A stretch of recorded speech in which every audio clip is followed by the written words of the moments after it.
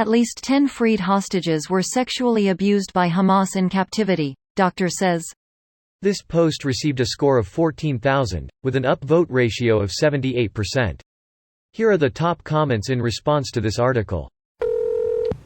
No surprise BBC story on the evidence of mass rape at the festival where Hamas attacked. It is important to note that this story tells the story of men who were raped by Hamas as well as women.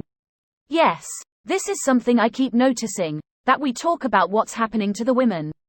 And not to diminish what those women are doing through, but I completely believe that the men are subject to sexual violence by Hamas as well.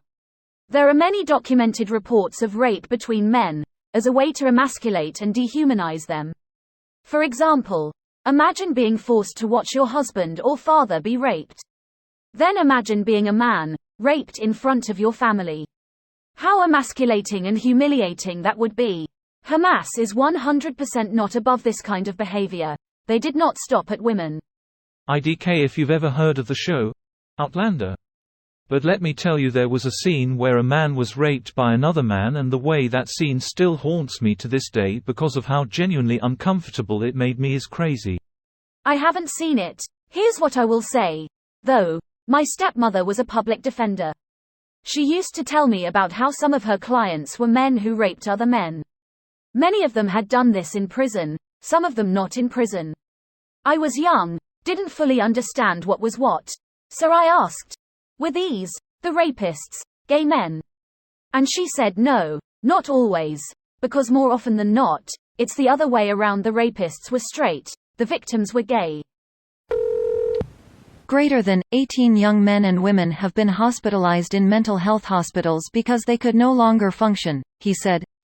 Imagine being okay with doing something that causes this reaction in another human being?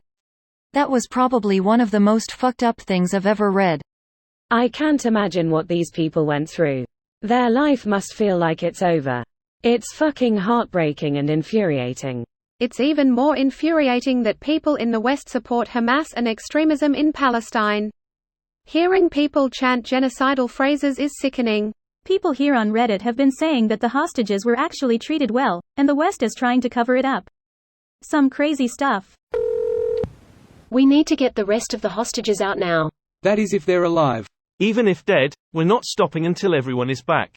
Other than various religious customs about dead bodies that are important for Judaism, the main fact is, I don't trust Hamas when they say they're dead. Yep. Need receipts to make sure. This video was automatically created by Reddit to speech. The article and comments in this video were selected from Reddit according to their upvotes, and any paraphrasing was performed by smmry.com, without any human intervention.